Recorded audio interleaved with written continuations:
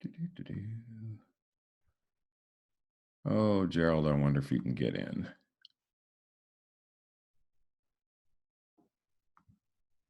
Um, hmm. Do, Gerald. Let me text you. Well, everybody, I am going to see if I can get Gerald in here. We're having a Zoom meeting today. And like everyone, he's sending me a message right now. What's the message thing? Which one do I use?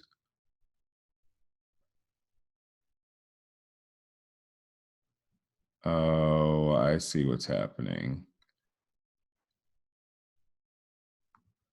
Let me tell him. Sorry, folks. Here we go. Now everybody's doing the Zoom thing. And use the first one. 12 p.m. first. I think you're there. Is that you? Let me get rid of this. I think that's Gerald. There he is. Hey. Uh-oh. Let me see something. Can you hear me, Gerald? I can hear you. There we are. Yay. No, I sent you two because just in case we went beyond the first one, it cuts you off at a certain point. Oh, okay. And I sent another one just in case, because you never know. You never know. Thank you for doing this. I appreciate you. Of course. Of course. How are you holding out? Fine. It's kind of interesting because I've been on disability for a while, so I haven't been working regularly. So I'm kind of at home a lot anyway. Mm-hmm. So that part didn't change much. But when you walk outside, I have a dog. So when I walk outside to walk my dog and I'm all masked up and everything, and it's like a zombie land, that's when it really, kicks in. And a couple of times I've had to go to the grocery store. You're just seeing certain things, especially at night. When I walk my dog at night, the only people that are out are some of the homeless, and you don't even see a lot of the homeless people. Right. So it's an interesting time. What about you? How's it going over there? It's fine. It could be a lot worse. It is very surreal, but Yeah. it's we'll figure it out somehow. Everybody's in the same boat, so yeah. It's I was telling some people it kind of reminds me when because I was in New York for 9/11. I was in Manhattan. So I immediately went into that survival mode again. Mm-hmm. A little different circumstances, but that's where your mind goes. Okay, what do I need to do to survive? What do I have to do to get through the days? Do I have money set aside, paper money in case the ATMs go out? It's just interesting to go into all that, Right. And then had to cancel shows, obviously, because they closed the radio station. So had to talk to people. And some people aren't even up to doing this yet because they still want to, they have a lot of other things to settle. Mm-hmm. And so I get it. I said, believe me, I totally understand. Even with you, I forgot to contact you to go, oh, wait a minute. We had our interview for the other day. So sorry about that. But thank you for this. This is a little different. So I will have to plug in the music whenever the station comes back up. Okay. And do it. But I'm still getting messages from you, I guess, that you accepted or something. That's awesome. Yeah. So thanks for the bio. I'm going to open that screen so I can read it. I want everybody to hear about the man known as Gerald White, who helps everybody out. Gerald graduated with a bachelor's degree in piano performance and a master's degree in jazz and commercial music.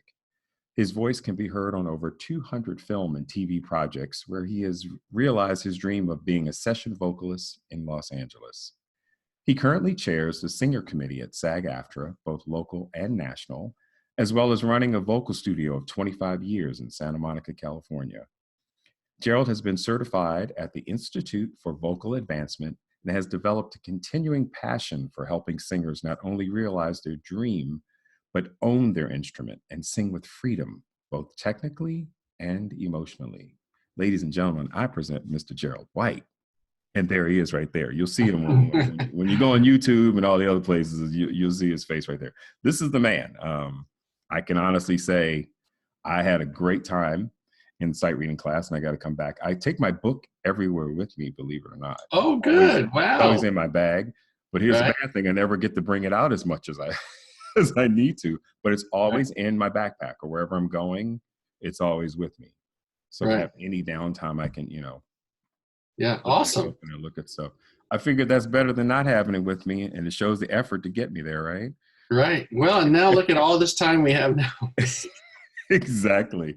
You know what I'm doing is I'm taking care of like 10 to 15 years of papers. I am shredding, scanning. I'm in shredding scan phase Right. and getting rid of all that. I figured, I've been throwing away stuff too. It feels great, actually. Just throwing yeah, away stuff I haven't touched in 10, 15 years. exactly. My friend always says, what does he says? Messy room, messy head. A buddy of mine always says, and he's right. You get rid of mess and then your head kind of clears up, Right. and you also open up space in your life. Because right now, I think if people take this I look at it as an opportunity as well. If you flip it, it's an opportunity for you to make some changes. I mean, everything has been taken away from us that we have to deal with on a daily basis, and we now have time to Right. be with ourselves and figure things out.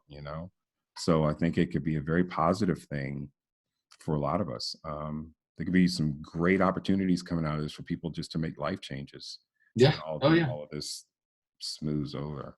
And speaking of life changes, you help us change our lives every day by taking all this expertise that you have and you share it with us. And that's just Mhm. great. How did all that come about? Now you have all these credentials that I just read, and you are the man. We all know that. We all know that. We know that globally. You're so sweet. Whatever. So how did you take all of that and say, okay, I'm going to pass it on to help everybody else out? It was kind of a fluke. I didn't set out to teach, honestly. I set out to be a session singer and moved to LA to do that. And in the process, started teaching voice early on, right after I got here to make money. Okay. I mean, honestly. Right. And I didn't really know what I was doing, but somebody said, why don't you teach some lessons? So I put up some signs at the college with those little, when you used to tear the pieces of paper off, little, put your number on the end. Yep. I did that and got a few students and just got started. And then real slow over time, like a really long time, several years, it started to pick up. And then I realized at one point I was working with a student whose family depended on it and they had nodules. And I figured, I should probably go and figure out what I'm doing, like really know what I'm doing. Yeah. Yeah. So I went back to study, train in teaching, so that I could know how the voice works and all the scientific terms and all that kind of stuff. And then it just took off. This was probably 10 years after I got here. It just started, my studio started building and building. And then I got to where I loved it in the process. And then the sight singing came about. I was taking the class myself. And mainly because one of the professors told me, you should take this class. You'll meet other session singers. It'll help you, connect with the singing community. Yeah. So I was taking it under Stan Farber, and he decided to retire and asked would I take it. And I thought, well, I didn't move here to teach, but why not? Yeah. I could use a little bit of the money, and I could, start, filling my time until I start getting session work. So it was right about that time I started doing session work that I took the class. And 17 years later, I'm still here because I love it. I grew to really love the whole process and work. I love working in groups with people. I love singers enjoying themselves and learning. And so what started on both sides as something to do to sort of bide time until I got into the session world ended up being a significant part of my income and something I love. And for a sure. significant part of your life now. Oh, yeah. Yeah. Isn't it funny how things happen? We take these paths sometimes and think we're supposed to go this way, and life goes, I don't know. I think I need you to go this way for a minute. Right. But Yep, it all absolutely. still comes back. It all ties in. You brought us some interesting points there that I have questions about myself. So when you started teaching, you said you weren't as familiar with the voice at first. So, but what was the basics that you were what were the basics? Because I've found that out a lot over the years, having different singing teachers myself, like back east and out here. It seems like some people do know the mechanics of the instrument, and some really don't, and they're kind of faking it. And I think that can sometimes, hurt a person. So what was your journey with all Yeah, I think even more so than knowing the terms, which I think is important. If you're going to be a voice teacher, you should know the basics of what the muscles are called and that kind of thing. But I think more importantly is that you know enough of how it functions so that you're not leading somebody down the wrong path. Yeah. So when I started learning, before I started like really studying it, I was teaching what I had been taught. But you realize as a teacher later that what you're instructing a student, like a certain exercise, is addressing a specific problem. Well, and the next person you run into may not have that same issue, so they wouldn't have the same exercise.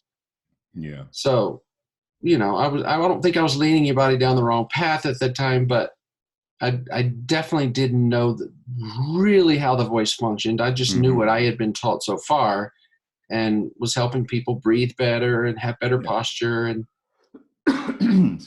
yeah, and that's like the basics of it all right there. The two things you just said. You gotta have the posture, as I say, the slouching, so I can make sure I'm in the camera right and all that stuff.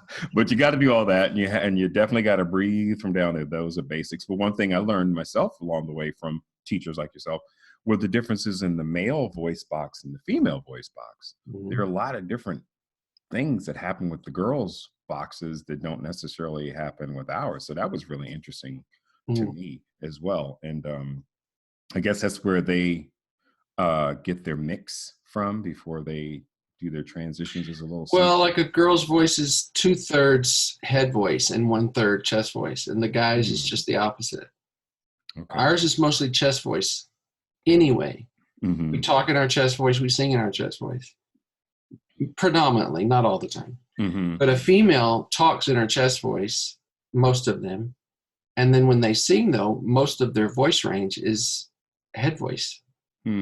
So it's a whole different approach. I mean, that doesn't mean they can't sing in their chest, or mix it together. But yeah, it seems like I've noticed that I don't know as many men that I've been around that can mix their voices as well as a woman. And when you do hear men that can do that, I'm like, oh, okay, that's pretty cool. Like I used to be able to do that, and I didn't know that's what I was doing until I got trained. And my teacher was like, oh, I'm like, I don't know what I'm doing. I'm just doing it. And then, they talked to me about it. I was like, oh, okay. I'm like, okay, but it's a very interesting thing. Now, where are you from? Mississippi. There's the Mississippi, I should say. There's the accent. There it is. Yeah. Okay. So I was like, I know my little Southern roots here because I'm from DC. So, it's old school DC, which is very much Virginia. So when I hear it, I kind of go there myself with the accent and everything. Because I noticed you said some of the points you sent me were when I was asking you about music, you're saying that church and family. I said, this sounds very Midwestern or Southern here. Oh yeah. Oh yeah. Well, I grew up in church. I mean, it was just kind of what we did, and I'm very thankful for that background, quite honestly. And that's where I learned to sing. That's where I learned to play. A small town out in the country. Yeah. But now, did you have a lot of readers then? Because that's one thing I grew up with was mostly, we talked about that in class, ear. Everything was ear. Right. Ear. Teachers, yes. And then some musicians, like the musicians at church that read music. But mostly, no. Most everybody learned by ear. Okay. And I know that's one of the things we talk about in class. It's like everybody's ears, your ears there because you're so used to using that auditory system, but getting it down to a note and getting on papers where we have to get that brain to connect there. Right.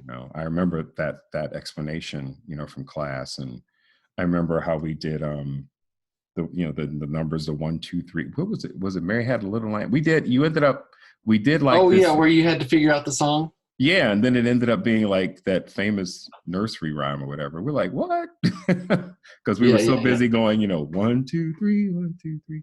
And then you yeah, were yeah. like, okay, so here it is. And it's so funny how if you just hear it, of course you'll be able to go, Mary had a little lamb, whatever. But when you're looking at those notes, it's a whole different way of training your brain to work. And I love the way that you break it down, because I'm one of those persons, learned late in life how I learn. I was having lots of difficulties in school growing up Mhm, because mhm, I don't learn the traditional way. I can't just read something and it's there. mhm, mhm. I have to have word association or acronyms or something like that. So that I like the way that your class really takes all that into consideration, and everybody seems to. There's always a way. You have multiple ways of teaching Yeah. things, which is very Well, important. part of that came too from trial and error, thinking that I could just buy a theory book and teach the class in the beginning, Mm-hmm. and realized that that's kind of what you get in college and why a lot of people quit, because it's Mm-hmm. just so much information. So for me, it was getting rid of all the stuff we don't need Mm-hmm. and keeping just the few basics that we do, because as you know, it's a whole different process than just singing a song. If you're a great Yeah. singer, you can be a world-class multi-million album singer Yeah. and still not know anything about music, like Pavarotti, for instance. Mm. Um, or you can go through the process, but it's like if you play an instrument, somebody can be able to sit down and sight read piano music, like Chopin, whatever, Mm-hmm. and still cannot sight read a whole note as a vocalist, because it's a whole Mm-hmm. different process. Hmm. So, And how is that process? I'm trying to envision this, because when I look at a piece of sheet music now, what I do, as opposed to just looking at the vocal line, I try to read the musician line now. So is that what you mean? Like you have to figure out no, well, how? as a musician, for instance, with the piano, it's a tangible thing that you're touching. Okay. So middle C is always middle C. It's right in the middle of the piano. Okay. You know, when you see that note on paper, you know that that's the note that you hit. Well, with our voice, we can't see it. It's like Mm-hmm. me telling you, okay, move your liver over to the left a little bit. Yeah. You know, Okay. you're trying to move something that we don't. It's not tangible in a Mm-hmm. way like a guitar or a Mm-hmm. piano, where there's a specific button that you choose for this one note. Mm-hmm. So it makes it much more complicated. I think that's where great teachers come in as well, because you're right. Everything with singing, it's all you have to visualize it and then bring it Right. forward. And that's where getting the right teacher for yourself is so important, because that you have to have that connection where you're able to take what they're saying and be able to visualize it and then bring it out to digest it and do it. I think honestly, what you just said is the most important part of finding the right teacher, of Yeah. being able to learn, and Yeah. take voice lessons, because it's about how you communicate with each other. Mm-hmm. Because again, Mm-hmm. you're describing something you can't see. You're trying to get something to happen on the inside of somebody else's body, that you can't just go over there and say, raise your right hand. Yeah. You know, Exactly. Like with dance, it's like, okay, you're in the mirror and there's 1, 2, 3, 4, 5, 6, 7, 8, right, you're there but exactly. That was one of my struggles for years, is finding a teacher that I could finally, that could get in my head, right. get it out of my mouth. That's the most important part. I don't think Yeah. there's a secret so people Yeah. think that some voice teachers have the better method or the best method or whatever. I honestly Mm-hmm. don't think so if they're teaching the basics. Mm-hmm.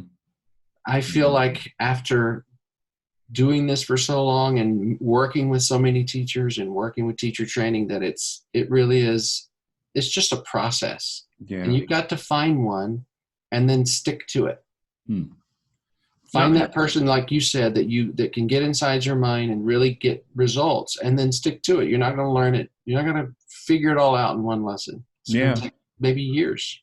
because when I moved out here, I've been out here now. Wow, it'll be 15 years this year. I was introduced to a gentleman that I study with through mutual friends, and I'd had teachers before, but this was the first person that was ever able to get in my brain, and not only just to teach me music, but for some reason he was able to get into my psyche. He could tell when things were bothering me, and we would bring that out in the lesson, and all of a sudden it would free things up in my voice. It was almost like going to see a psychologist. Yeah, exactly. I was just going to say, it's Yeah. half of it's therapy. And then you have to trust that other person on the other side to go, well, yeah, you're right. This is what's going on. And then, okay, so let's use that and work through what we're working through here. Yeah, absolutely. So I think everybody needs that. And that's the cool thing about your class as well, is that you make everyone feel comfortable. I know I was very comfortable there, because I do tend to get intimidated when I'm around anybody that can read music and things like that. It's like, okay, great. I can't, it's that I can't do that. Because for years in New York, when I was around all of my session singer friends there, and even when I was doing national tours and things like that, there were readers and then there weren't readers. And then some people would make you feel a little less, even some of the musical directors. I'm sure. Want to be bothered with, oh, you can't read this, and you had to, like get in there and really do it. Sweeney Todd was one of those.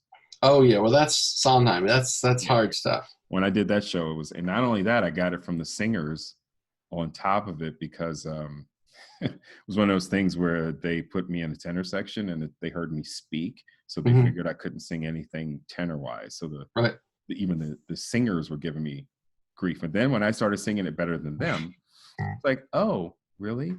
Right. So it's a lot to deal with there. Now, session singing. You said that's what you wanted to do. Did you know about session singing where you grew up? Was that something that was brought to your attention? I grew up singing, I grew up in the Happy Days and Sanford and Son and all those sitcoms way back where they had full songs as the theme song for the show. Even the commercials on TV would be a full song that you learned, like the Hoover commercial and Be All That You Can Be. Oh my God, remember all that? Oh wow, you're taking me back now. Yeah. So I'd go around the house singing Sunday, Monday, Happy Days. And I would tell Mom, that's what I want to do. I didn't know what that was. But I said, I want to sing for those shows. That was like, I was 8 or 10 or 12, right around in that area. That's time. Very cool. So I went to school to learn music, which I, thought was the first process. And then a funny story is when I got to LA and took the sightseeing class, which by the way, I didn't think I needed because I had a master's in it. But this person convinced me, you should go take this, even if it's nothing but just to meet people. Well, when I took the class, Stan Farber was the teacher, and he ended up being the voice of Sunday, Monday, Happy Days, the one that I used to sing around the house. Wait a minute. That was my name. Wait a minute. I was going to tell you a story when you finished, but I think we're talking about the same person. That was my neighbor that just sold his house, I think. He lived around the corner from me. And all these years, I didn't know that he sang the Happy Days theme. I used to walk by his house every day. And he and his wife, he's an older guy, like in his... Older guy, yeah. And he just moved to Austin. That's him. Yeah. Oh, that was my neighbor. I wow. did all these years. I would walk, because he and his wife, his son retired somewhere or something. He has a red Corvette that says UC, because he had a red Corvette, I had a blue Corvette. So we used to talk vets. I had no idea who this guy was. I would just walk by his house for years with my dog. Next thing I know, the house is for sale, and I go in there and there's all the Happy Days stuff. I'm like, wait a minute, who are you? He's like, oh, wow. I sang the theme song. Wow, it's a small world, right? Yeah, right. My neighbor right over there. I'm pointing that way, just so you know. Wow. He and his wife sold the house. He was a major session singer back in the day. Okay. Yeah. So being, that was kind of like the universe's way of saying, you got to the right place, because the pieces of the puzzle all started to fit together. And that's kind of how, I wanted to be a session singer. It took me, 10 years from the time I moved here in 1990. I got my first job in 2001. Wow. Okay. My first real job. Yeah. And it just took a long time. And I also got that job through that sightseeing class. So it all, Sally, yeah. Okay. Yeah. Okay. It all came together. It all works together. All these different paths sort of join. Doesn't it? It sure does. And it's all still within the entertainment zone, as I call it too. Mm-hmm. You know, so during that 10 years, were you doing the vocal studio then? Or? No, I was doing, well, yeah, I was teaching at home. I didn't have my actual studio that I have in Santa Monica now, but I was teaching out of my studio apartment. I was substitute teaching 5th grade in South Central for 8 years. And they were so short on teachers at the time. I started that again thinking, oh, I'll just do this for a little while until I get into the business. Yeah. Well, 2 years into it, they were so desperate to have teachers and they didn't want to keep rotating subs in the class that they just basically let me slide. And I'd had my own class for 4th, 5th grade for about 8 years. So you've been a teacher a long time. Yeah. A long time. It was like, you're going to be a teacher whether you want to do it or not. Well, so, you had all great. That knowledge to share, so there you go. Yeah. The kids were great. You know, it was great fun. It was a great learning experience for sure. And I could take off. The good thing about subbing or having as a school teacher is you could take a day off if you needed to when you get sessions. Ironically, though, I wasn't doing sessions at the end of that yet. That period, it was 9/11, because it's funny you mentioned it earlier. 9/11, that year, I was still in the school district, LAUSD, still playing the bars on the weekends, playing a church job on Sunday, playing at colleges during the week just whenever I could work, I worked. Yeah. You know, and when 9/11 happened, something shook me up and enough to say, you know what, you either need to get this done or go home. So I was probably 32 or 33 at the time, and I was ready to leave. I was like, you know what, I'm either going to leave or I'm going to stay and make this happen. So I walked in the principal's office, quit that day. You know, this was like 2 weeks after 9/11, and everything was back at least working.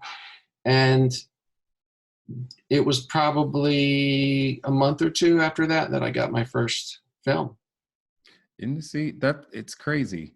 That's what I'm saying about this time now. We were talking from the beginning. I think a lot of people are going to come out of this on the other side. I think this is like a 9/11 opportunity. Exactly. To you, it's like, okay, I got to do this. And I think a lot of people, including myself, to be perfectly honest with you, I'm looking at a lot of things that I've been saying, oh, I need to do this. I want to do this. Who knows how much time we have? Right. You know what I mean? And no spring chicken anymore either. So either you're going to do it or you're not. And right. This is one of those times where it's very critical to do that. Now, what was your first film that you sang on? Behind Enemy Lines. Behind Enemy. What was that about? Gene Hackman. This is a war movie. I'm trying to think if I saw that. That was a long time ago. It was a long time ago. It was 2001. Nice. And was that a SAG? Well, what was it after back then, though? Was it after? Or well, it was still it was SAG because it was a film. Okay. Because I remember back then I did I was doing some voiceovers on All My Children, but then I sang on the Linda Eder Christmas CD. Christmas Stays the Same. Yeah. Huh. And I think that's when they came after me. Like I had to be a must join then. I think it was after though, because I was already in SAG. That's why I was wondering how it worked. Because one of them was going to make me join. It's like, okay, you've done this work, now you have to join. I think it might have been after at that time that it came under for the Linda Eder Christmas Stays the Same thing. I think it was that. That's why I was just wondering how all that worked, especially because I was New York based. So it was mostly, theater. Mostly Actors Equity at that time, and I never really knew how things worked out here. Well, it was film was SAG and TV was AFTRA. Okay. Got it. And recording like albums and stuff was AFTRA. And then as time went on, some TV shows were SAG, some were AFTRA. It was all mixed up. Yeah, it sure was, wasn't it? And then, because I remember I bought my way into SAG, because if you were principal in one, it was kind of like the reciprocal thing with unions. I had already done principal contracts in Actors Equity.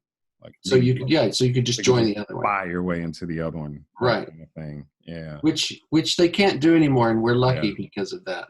Yeah. I didn't realize how much, I didn't know a lot of the background of politics of a lot of the unions. So I met my late friend, who I'm sure you probably knew, Greg Clark. Oh, yeah. Yeah. Greg and I he was like one of my best friends. So I started to learn more of the political side and the ins and outs of unions through Greg. Because I know he's very actively involved in a lot of the changes that were happening with SAG-AFTRA when it was, you know, the union, the merger was happening. And I met some more of his friends on that side when he was doing the Planet of the Apes movie, when he came out here. Were you on that as well? I sang on the more recent one. Okay. Because that's when I met some of your other colleagues, like Daryl Fennessy. Yep. Yeah, so I met Daryl. That's how I met my buddy Charlotte Gibson. Yeah. Lisa Fisher, all of them. I met all of them through Greg. Oh, okay. Over the years. And we used to sing together, which is now Broadway Inspirational Voices. It was Broadway Gospel Choir back then. Back on McElroy's group. So that's where I got to learn a lot of things. But that's where I was also told about the necessity for reading and being a reader. Oh, really? Yeah, those guys would, yeah. Yeah. Because Greg was really, he's like, you've got to learn to really, really sight read. Not like, I mean, I would get into shows and things like that. And, you know, you'd have a little bit of time, you get the script and the music, you have a little bit days to go do a little highlighting. But you guys, like you teach us in the class, you walk in that room and they go, here it is. And you got to hit it. You got to hit it. Yeah. And that doesn't happen overnight. You know, you see a lot of stuff online, which is very frustrating to me about learn to do this in 10 weeks, learn to do this. You can learn the very basics and the concept, but to actually pick up a piece of music and sing it without ever rehearsing it, it's several years of practice. It's a skill for sure. And is it something you have to do daily? You have to make maybe your own exercises to do things? I would say daily, more so though, you just have to be reading. Like you have to be in situations. This is what I tell people, to join a choir where you're forced to read, you know, stuff like that, and practice like the Melodia book or whatever. Yeah. And practice, because once a week's not going to get it. Yeah. And one class is not going to get it. And unfortunately, I'm singing in a choir right now. It's a gospel choir, so there's no sheet music. And I'm like, come on, y'all. Like, here we go again. They're teaching you the parts, yeah. You know, here's your line, sing your line, and hold it. You know, like, okay, I've been doing that for years, but I want to. And then some of the other choirs that I know of, like Lord Dickinson was telling me about one and things like that. I think some of them, sometimes they require you to have a little more reading experience already. So it's that 6 in one hand, half a dozen. Right. Can't get in because you don't read. You need to get in because you need to read. Yeah, that kind of thing. So it's like, okay, you got to find that middle ground. So it's always, I think, what do you think of suggesting to people maybe they form their own groups, like their reading groups and, you know, things like that? They'll probably do more of that now. I know there's several groups around town. There's the Crunchies. I can't even remember. There's several of where people just get together, literally go to somebody's house, pour some wine and pass out some music and just start reading it. That's the best practice. Just jump in and start reading is the best practice. Yeah.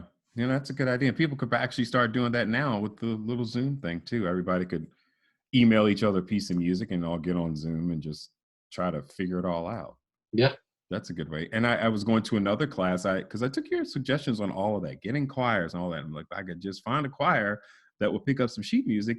It would be great. A lot of these places that I found, they just don't. And I'm going, oh gosh. Well, Los Robles is one. Metrosings.org is another one. Then that one doesn't.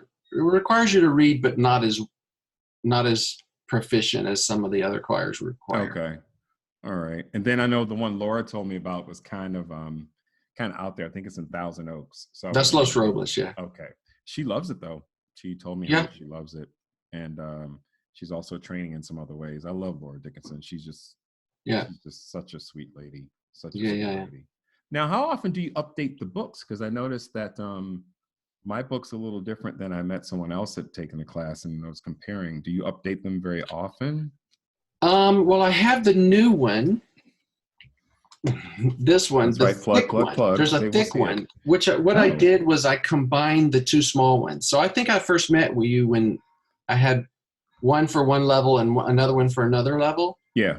I think so. And so what I finally ended up doing is just combining those and taking out some of the stuff that I learned through time, maybe didn't work as well. Okay. And adding some new things that I found that worked better, just kind of updating it basically. Mm-hmm. Okay. So the new one now, which I think you have a copy of the newer one, don't you? I was just thinking about that. I should have gone upstairs and it should have brought it down with me. I didn't think about it because if we were at the station, I would have had it with me. Yeah. No, so yeah, but that's, even when in the new classes now, if somebody comes in and they've already bought a book, like one of the first ones, they just get a new upgraded one. I mean, my cover looks like that, but I'm not sure if it's as thick as that. Because it was someone I was singing in a choir over at Valley College, Sarah. What is Sarah's last name? She shaves her head on one side, like great soprano. Sarah Pinzon, yeah. Yes, and we sang together in a choir over at Valley College that we both were not really that happy with. We talk about that a lot.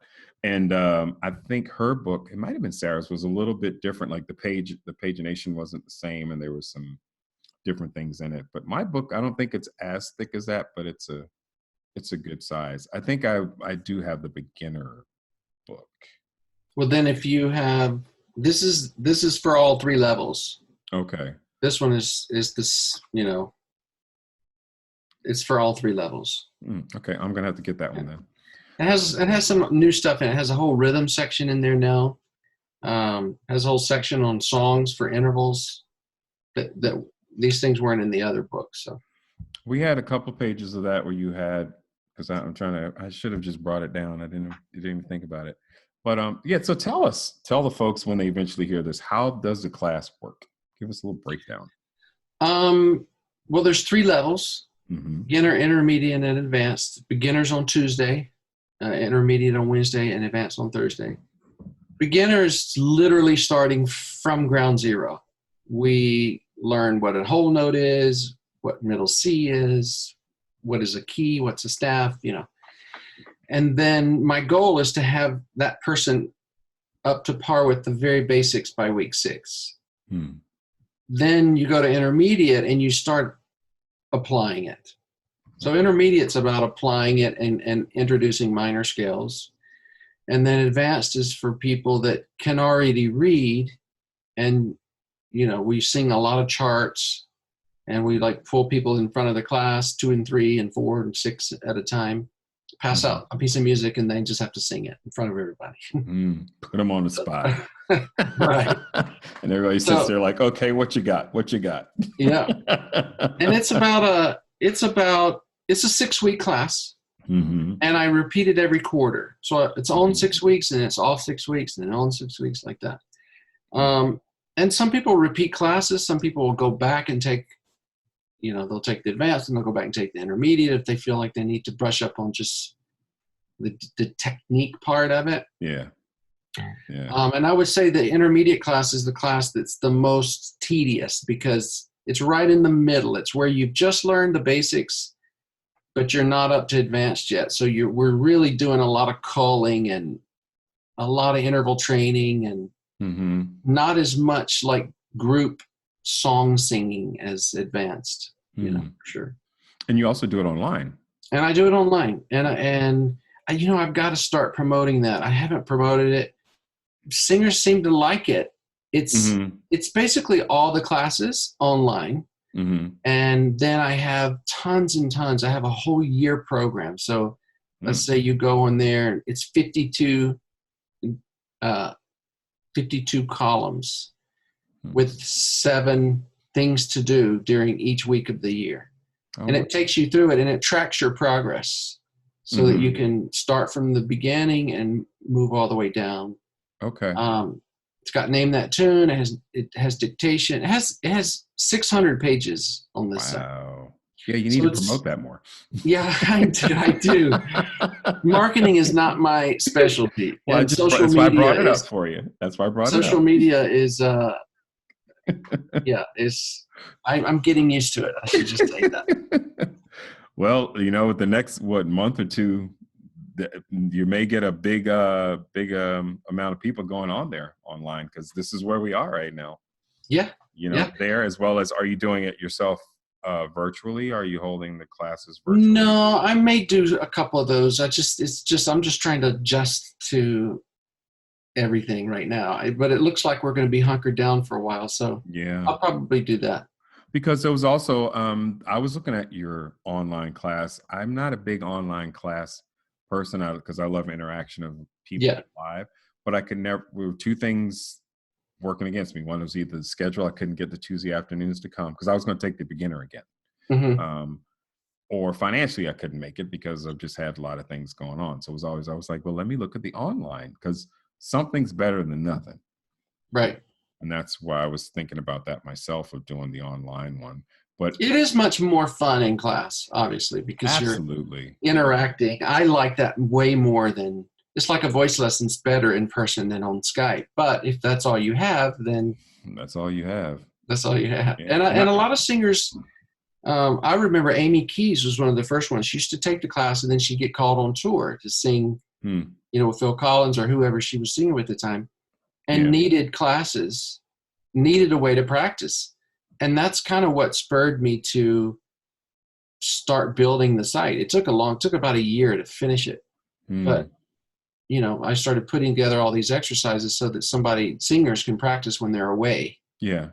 And at least, if nothing else, just review, because there's a lot of interactive. For instance, I'll put up a picture of a key signature and ask, what is it? What key is this? And then I give a little bit of a space so the person can think about it, and then I give the answer. So there is a little bit of accountability. Like a lot of these apps I see online, which I think are incredible to practice, but there's no way to check yourself. Yeah. Like they just give you a melody and they say, sing it, and then you go to the next one. And how do you know if you even did it right? Yeah. So I include a lot of that accountability on the site as well. And what I was going to say too, now that you brought it up, is I have an affiliate program for teachers. So let's say you request an affiliate link, and you have 10 students that sign up to this site, you get half of everything. Oh, wow. Okay. So if teachers, because a lot of voice teachers say, I don't want to teach my kids sight reading. Do you have, So they'll request an affiliate link, and then their students, however long, if they're on there for 2 months, it's like $15 a month. Then the student will spend $30, but that teacher will get half of that. That's great for teachers to know that. It's just kind of, it's kind of free money for teachers if they're interested in it. Yeah, and teachers always need money, because teachers never everybody needs get what money. they do. I know exactly right now, especially. So now with the interactive part, you were saying you give a little space and you give the answer. Something popped up in my brain. Is there a way to hit pause so we can think about it more before you get the answer? Yep. Oh, okay. So I have audio, and I even have all the exercises that we do in class, where you go 1, 1, 2, 1, 1, 2, 3, 2, 1, and leave out a number. So I have number like 6 and 2 left out. And then I'm playing it with the spaces there so that you can sing along with it. And then you'll know if you mess up, because you're singing in a blank space. Okay. Oh, that's great. Yeah. Well, I got to look at that thing, because this is one of those years I'm going, I'm giving myself 2 more years to get something going. That's my goal. I can't keep at it. Right. That means I've got to get this together, the sight reading. I'm also pushing my radio show to certain. I've been approached by some other internet companies about my show, so I have to make sure. Oh, that's great. Thank you. I have to make sure that it's going in the right direction and I use it for what it's for. All that. So it's about time to get all that together. That's why I carry the book with me, because I'm going. Because I talked to my buddy, Maya Sykes. Yes. Maya? Yeah, Maya. She's like one of my mentors. I love Maya. She's such a incredibly bright, intelligent woman, and she always has great advice on everything. Every day she practices a song. That's how she gets the lyrics in her head. That's how she keeps her reading, like every day. Right. She does something. She said, but she always says, pick something that's not going to overwhelm you. Right. It's another thing, because I think sometimes people tend to, when you're just jumping into something, you're like, Mm-hmm. yeah, I'm going to do it, you know, and then it just, And you go overboard. Yeah. exactly. So like take little baby steps, you know, Right. but then stick with those baby steps though, and stay with it. You know, it's funny you mentioned that about her saying doing it every day because it's a skill. I just flew to Vegas and did a show for 4,000 people, and I have not memorized music literally in 15 years because I do session stuff or I'm in choir and I'm reading it. Yeah. So I'm always reading, that's its own skill, but that skill of memorizing is a, you know, you use it or lose it. And I didn't really realize that until I started getting ready for the show. Mm-hmm. And I got in panic mode because I'm thinking, what if I get in front of this huge auditorium and forget my lyrics? Yeah. I wasn't worried about the singing as much, Yeah, right. but just going blank. Like that word. Yeah. And looking like a complete idiot. And so it made me realize that that's its own skill. That's another thing that I should practice regularly. Mm-hmm. So you don't lose that part. Yeah. You know? And that's So what she was sight telling me. reading, just singing generally, memorization, they're all different connections. Yeah. Yeah. The memorization part seems to be getting harder for me as I become more seasoned in life. That's a nice way of putting it. I like that too. We're both seasoned. Like, yeah, you know what I mean? It's like some good old Creole seasoning. It just seems like it gets a little harder so I have to find new methods. But it's interesting. I can still get the melodies in my head. Like the music, I can listen to it and the melody's there. It's like, uh-oh. And then now let me get away from hearing the lyrics in the song. Let me just attempt to do it. But one thing that still works, I don't know if people use this method, instead of typing stuff, like physically write out the lyrics. It's something about that hand doing that motion and writing it out that locks it in my brain sometimes. Physically writing out the lyrics, it really helps. And then just speak them, right, as opposed to singing it. Speak, then it becomes like a story. And then sometimes that helps as well. But yeah, that's another, you're right, that's a whole different ball game muscle. I have a lot of, like, you know, a lot of background singers that tour and stuff, and they have to like learn that stuff. I'm over and learn Charlotte. it quick. Like sometimes a day, in a hurry. they got a day to learn it. Yeah, exactly. I'm over Charlotte's house sometimes, Charlotte Gibson, and I'm just amazed, like watching her learn, because she's got to go sing this stuff, you know, in a minute, and boom, it's there. Like, how do you do that? You know, so funny. Every name you've brought up today, we know the same people. It's like such a small world out here. Yeah, it's a huge city, but it's a small singing world. Yeah, and I was fortunate enough to meet a lot of the LA peeps through Greg, even back when we were in New York, because before he passed away. Matter of fact, my show is actually named after him. It's dedicated to him. Just keep it moving powerfully, because he always used to tell me, just keep it moving. He used to tell everybody, just keep it moving. Right. And he was such a positive force. Anything that, especially after, I mean, we were friends since 96, I guess, long time. But all the stuff that was positive, that all the steps that I made, a lot of it he was involved with. He found people for me to record my demos. I mean, we were just really, really good friends. And actually, before he passed away, he was starting a company out here, a singer contracting company or something like that. And I was actually going to help him on the business side of it. Wow. I mean, so we were friends, and also we were in the industry. I knew a lot of the people that you guys sing with, but I was more on the other end of it, like helping on the business side of it. And that's why he always used to say, you got to get your reading together. You got to get your reading together. He always used to tell me that. Right. But yeah, I know a lot of the same people that you know. I just have never really had a chance to perform in certain arenas with them. But a lot of them, I mean, Charlotte and I, we've sung together. She's done my concerts with me. We've done duet concerts. And where do you perform? I haven't now. I haven't in a while, but I've been singing with the Lemert Park Community Choir. I started singing with them like a year ago. My buddy Lynette Dupree runs. Lynette and I knew each other from New York again. She was we met when she was on Broadway doing Smokey Joe's Cafe and Noise Funk. And we used to sing together in the Broadway Gospel Choir / Broadway Inspirational Voices. Then she moved out here and became, you know, film, TV mostly. And a lot of people didn't realize that she's an amazing singer. So I found, a year ago that she had a choir. Just found out singing at another function. Someone mentioned her name. I was like, Lynette? and I didn't know she had a choir all this time.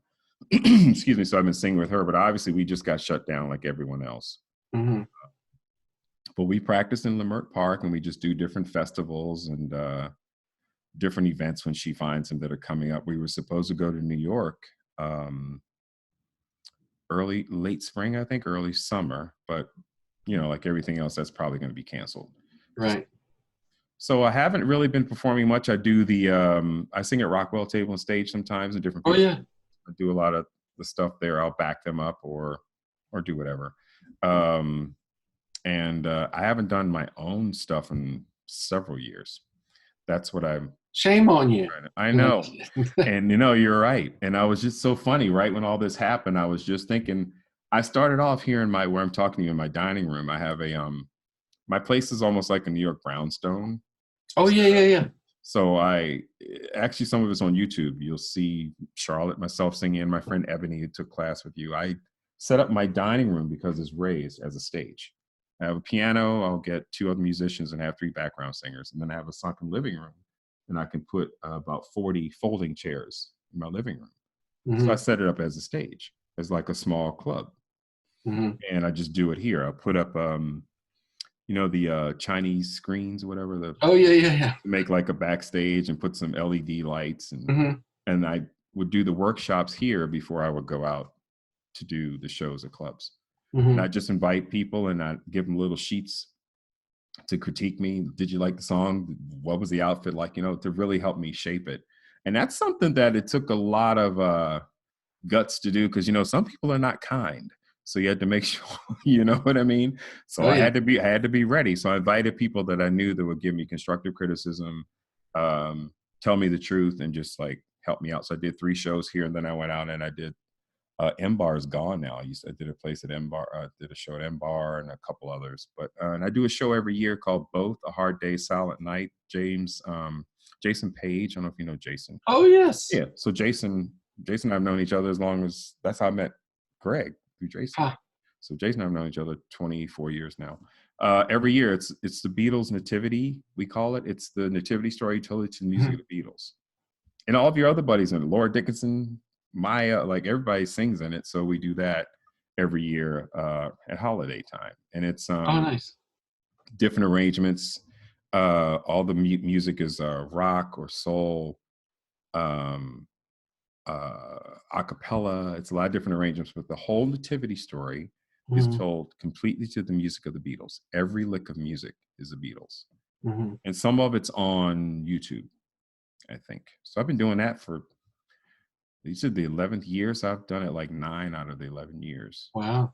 I'm usually Mary's father, and I play one of the wise men because I like to sing. I like to sing a cappella and harmony, barbershop harmony kind of stuff. I love that. That's what I grew up with.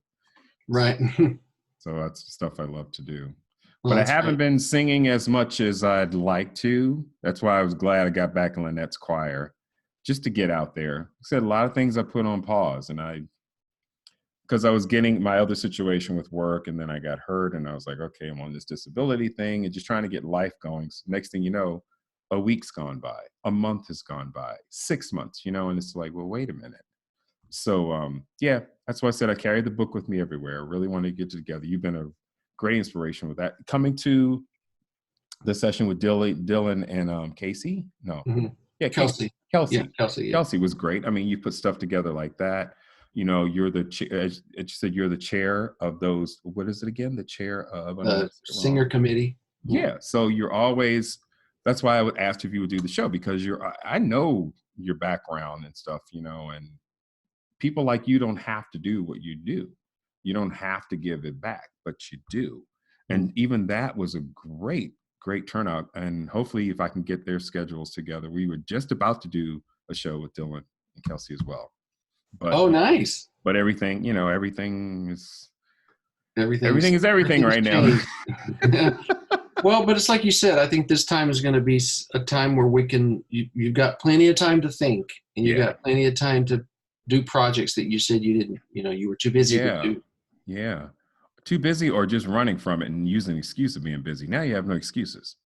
Right. No, at least for the next few weeks while we're on lockdown, people don't have excuses. It's time to really come to yourself and have a sit down and come to Jesus, as we call it. Just sit down with yourself and go, hey, self, this is what we're going to do, and like do it for real, and then we have great people like you who are out there still finding a way. Like, we've got Zoom, we've got this, you've got your online classes. So we still have great people like you that are out there giving your all to help us still achieve all that, which is a wonderful thing.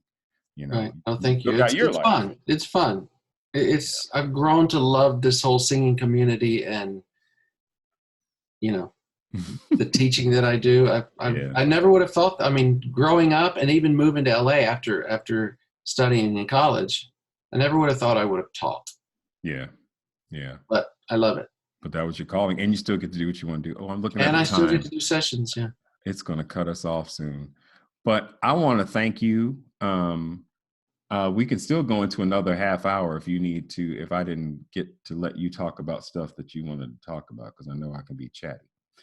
No, I think the main thing, one of the things I would just offer singers too, just as this is a little off topic, is don't burn bridges along the way.